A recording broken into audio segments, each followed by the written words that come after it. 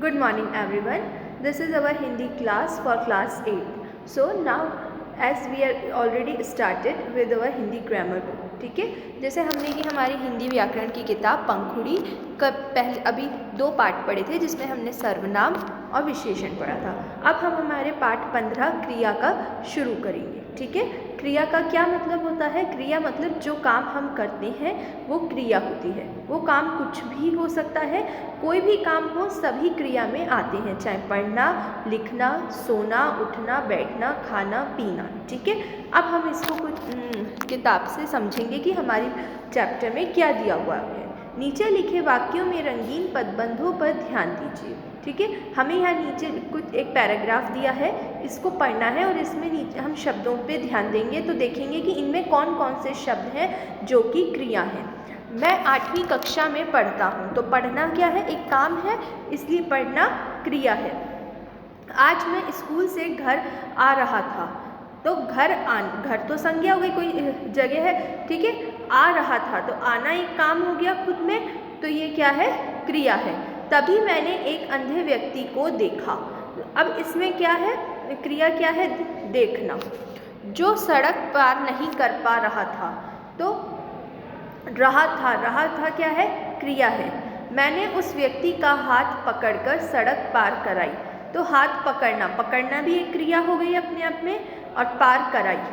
उस व्यक्ति ने खुश होकर, तो खुश होना एक भाव है, एक क्रिया है। मुझे धन्यवाद दिया, और देना क्या है? एक क्रिया है। तो जितने भी हमें यहाँ पे रंगीन शब्द दिखे वे सब क्या हैं? क्रिया हैं। क्यों? क्योंकि कोई ना कोई काम हो रहा है यहाँ पे। उपयुक्त अनुच्छेद में रंगीन शब्द क्रिया करने या होने का बोध कराते हैं। ठीक है, वह शब्द जिनसे हमें पता चलता है क्रिया हो रही है, या वह शब्द जो बोध करा रहे हैं, जैसे हो रहा है, हो रही है, वह भी क्रिया होते हैं। तो हमने देखा था कि कोई भी काम जो किया जाता है या किसी काम के होने का पता चलता है, या कोई ऐसे शब्द जो क्रिया का बोध कराते हैं, उन्हें हम क्रिया कहते हैं। ठीक है, जैसे पकड़कर, तो पकड़कर पूर्ण रूप से क्रिया है, लेकिन अगर हम बात करें रहा था, रहा है, या फिर पार कराई, तो ये क्या कह रहे हैं? किसी क्रिया का बोध करा रहे हैं, इसलिए ये भी क्रिया में ही शामिल होते हैं। तो क्रिया कौन से शब्द होते हैं? जो किसी कार्य के होने का बोध कराते हैं। अब हम यहाँ से परिभाषा देखेंगे जो हमारी बुक में लिखी हुई है। जो शब्द किसी कार्य के करने, घटित होने या किसी स्थिति का बोध कराते हैं, उन्हें क्रिया कहते हैं। तो क्रिया क्या होता है कि वह शब्द, आसान रूप में हम देख सकते हैं, जो किसी भी कार्य होने के या घटित होने करने या घटित होने का या उसकी स्थिति का बोध कराएं, उन्हें हम क्रिया कहते हैं। क्रिया शब्द जितने भी होते हैं वो धातु और हम ये कह सकते हैं कि जितने भी क्रिया शब्द होते हैं वो लिंग, कारक और वचन में बदल जाते हैं, चेंज हो जाते हैं, लेकिन उन किसी ना किसी मूल शब्द से वो निकले होते हैं, तो उस मूल शब्द को हम धातु कहते हैं। ठीक, तो जो क्रिया किसी भी मूल शब्द से निकलती है, उस मूल शब्द को हम धातु बोलते हैं। क्रिया का मूल रूप धातु कहलाता है। धातु के साथ प्रत्यय लगाकर अन्य क्रिया शब्द बनते हैं। तो जो शब्द होता है वो मूल ही होता है, मतलब उस मूल शब्द में प्रत्यय या उपसर्ग लगा के क्रिया बनाई जाती है। जैसे हम इसका उदाहरण देख सकते हैं कि अधिकतर हमने जो शब्द सुना होगा वो होता है लिखना, लिखता, लिखो, लिखिए, लिखेगा, लेकिन इसमें मूल धातु क्या होती है? जो कॉमन चीज़ है वो क्या है, जिससे हम समझ रहे हैं कि इस शब्द का अर्थ तो एक ही है। इस लिखता हो, चाहे लिखूंगा हो, चाहे वो हम बोलें लिखना, तीनों शब्द में अर्थ एक ही आता है कि क्या समझ रहे हैं कि लिखना है ना। तो इसका मूल शब्द क्या हुआ? लिख। तो इसमें धातु जो है वो लिख है, और धातु में अगर हम प्रत्यय मिला देंगे तो उससे अलग अलग क्रिया बन जाती है, जिससे हमें उसके होने के समय का या हम उसके वचन के अनुसार उसे वाक्य में प्रयुक्त करते हैं। जैसे लिखता, लिखूंगा, लिखना, लिखो, लिखिए, लिखेगा आदि। लिख जैसे अनेक शब्द निकल रहे हैं, इससे स्पष्ट हो रहा है कि किसी भी क्रिया शब्दों में मूल शब्द सहमति है, यही मूल शब्द धातु है। तो क्या है कि कोई भी जब अगर हम देखें शब्द है तो उसमें मूल शब्द होता है, मूल शब्द के साथ प्रत्यय या उपसर्ग लगा हुआ होता है, फिर ही जो हमारा क्रिया है वो बनती है। अब हम देखेंगे धातु के भेद। ठीक है, धातु के 4 भेद होते हैं, सामान्य धातु, व्युत्पन्न धातु, नाम धातु और मिश्र धातु। ठीक है, हम इनको एक बार वापस से दोहराएंगे। धातु के 4 भेद होते हैं, सामान्य धातु, व्युत्पन्न धातु, नाम धातु और मिश्र धातु। तो अब हम पहले सामान्य धातु देखेंगे। सामान्य धातु क्या होता है, जिसमें मूल शब्द में हमें न लगा के उसकी क्रिया में बदलना पड़ता है। ठीक है, मूल रूप में न प्रत्यय जोड़कर जो रूप बनता है उसे सामान्य धातु कहा जाता है। तो क्या होती है सामान्य धातु, यानी कि जिस धातु में न प्रत्यय जोड़कर सामान्य धातु बनती है। ठीक है, कोई भी मूल धातु, जैसे लिख जो शब्द है वो लिख मूल धातु है। ठीक है, जब हम उसमें ना प्रत्यय को जोड़ेंगे तो वो किस में बदल जाएगा, सामान्य धातु में। लिख प्लस ना, लिखना। तो लिख क्या था, मूल धातु थी, ना प्रत्यय जुड़ा और क्या बना, लिखना, हमारी सामान्य धातु बन गई। सेम हम देखेंगे पढ़ प्लस ना, पढ़ना, रो प्लस ना, रोना, काट प्लस ना, काटना, चल प्लस ना, चलना, दे प्लस ना, देना, जा प्लस ना, जाना, सो प्लस ना, सोना। तो कुछ हम इस प्रकार हमने ये शब्द देखे और जिसमें हमने क्या समझा कि सामान्य धातु में ना, मतलब हमें सामान्य धातु बनाने के लिए मूल धातु में ना प्रत्यय को जोड़ना पड़ता है। अब हम इसका दूसरा भेद देखेंगे, दूसरा प्रकार जो कौन सा है, व्युत्पन्न धातु।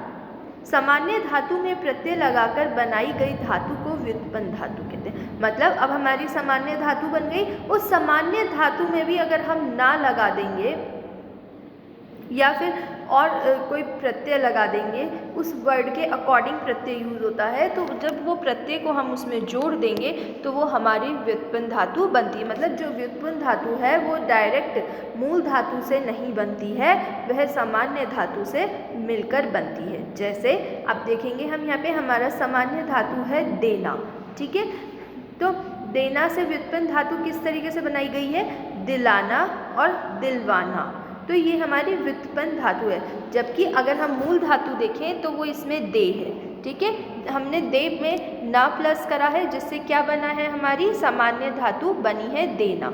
अब उस सामान्य धातु से भी हमने व्युत्पन्न धातु बनाई है दिलाना और दिलवाना।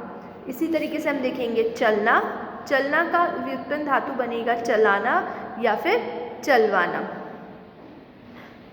अब इसके अगला हम देखेंगे सेना, सोना, सोना में क्या देखेंगे हम, सुलाना या फिर सुलवाना।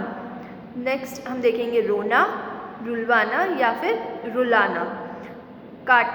कटना, या उसको हम बनाएंगे, कटना होती है धातु, और जब हम इसमें आ की मात्रा लगाएंगे तो वो बन जाएगा काटना या फिर कटाना।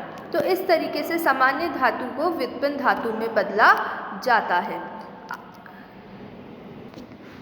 अब हम हमारा तीसरा भेद देखेंगे धातु का, यानी कि नाम धातु। नाम धातु क्या होती है कि नाम धातु संज्ञा, सर्वनाम तथा विशेषण शब्दों में प्रत्यय लगाकर जो धातु रूप बनाए जाते हैं उन्हें नाम धातु कहते हैं। तो नाम धातु कहते हैं कि जब किसी हम संज्ञा, सर्वनाम या विशेषण इन शब्दों में प्रत्यय का प्रयोग करते हैं तो वह नाम धातु बनती है। जैसे अब हम इसके उदाहरण देखेंगे, संज्ञा शब्दों से कैसे बनेगी। संज्ञा शब्द है जैसे हमारा बात, तो बात का क्या बन सकता है, बतियाना। सज्जा, सजाना। सर्वनाम शब्दों से किस तरीके से बनेगा, अपना, अपनाना। ऐसे ही हम विशेषण शब्दों से देखेंगे, जैसे गर्म, गर्माना, चिकना, चिकनाना। तो इस तरीके से यानी कि सर्वनाम, संज्ञा, सर्वनाम या विशेषण शब्दों में प्रत्यय लगाकर भी हम नाम धातु को बना सकते हैं। अब हम इसका चौथा भेद देखेंगे, जिसमें हम देखेंगे मिश्र धातु। मिश्र से हमने जैसे शब्द से ही समझ आ रहा है कि यानी कि मिश्रित रूप, यानी कि मिला जुला रूप। संज्ञा, विशेषण तथा क्रिया विशेषण शब्दों के बाद लगना, लेना, करना, होना, आना आदि लगाकर बनाई जाने वाली मिश्र धातु कहते हैं। यानी किसी भी संज्ञा, विशेषण या क्रिया विशेषण शब्दों में जब हम लगना, लेना, करना, होना, आना इन शब्दों को लगा देते हैं तो वह मिश्र धातु बनते हैं। जैसे संज्ञा शब्द से हम देखेंगे लज्जा। अगर लज्जा में हम आना शब्द का प्रयोग करते हैं तो वह बनता है लज्जाना, और लजाना क्या हो गई, एक क्रिया हो गई। विशेषण से जैसे हम शब्द ले सकते हैं अच्छा, अच्छा में जब हम होना लगाएंगे तो क्या बनेगा वो अच्छा होना। तो होना यहाँ पे क्या बनी, एक क्रिया बन गई। अकेला अगर हम देखें अच्छा, तो अच्छा कोई क्रिया नहीं थी, लेकिन अच्छा के साथ होना लगा तो वो क्या बन गया, एक क्रिया में बदल गया। क्रिया विशेषण से जैसे हम शब्द ले सकते हैं नीचे, और नीचे के साथ हम जाना लगाएंगे तो वह बन जाएगा नीचे जाना। ठीक है, तो इसलिए मिश्रित धातु की ये सबसे बड़ी पहचान है कि इसमें हमने जो ये शब्द दिए गए हैं लगना, लेना, करना, होना और आना, इन शब्दों को लगाकर क्रिया में बदल सकते हैं। तो इस वीडियो में हमने क्या देखा, इसमें पहले हमने देखा कि क्रिया क्या होती है, फिर हम क्रिया को समझा कि किसी भी काम के करने या होने के जिस शब्दों से पता चले उन्हें हम क्रिया कहते हैं। ठीक है, और किसी भी क्रिया का जो मूल रूप होता है उसे हम धातु बोलते हैं, यानी किसी भी क्रिया का जो ओरिजिन होता है वो किसी न किसी मूल शब्द से होता है, जिसको व्याकरण में धातु के नाम से जाना जाता है। ठीक है, धातु के 4 भेद होते हैं, सामान्य धातु, व्युत्पन्न धातु, नाम धातु और मिश्र धातु। सामान्य धातु को हम मूल धातु जो होती है, मूल शब्द में ना प्रत्यय लगाकर बनाते हैं, और फिर जब सामान्य धातु बन जाती है तो उसमें कोई ना कोई प्रत्यय को जोड़कर व्युत्पन्न धातु बनाई जाती है। इसी तरीके से नाम धातु किसी संज्ञा, सर्वनाम या विशेषण शब्दों में प्रत्यय लगाकर बनाई जाती है।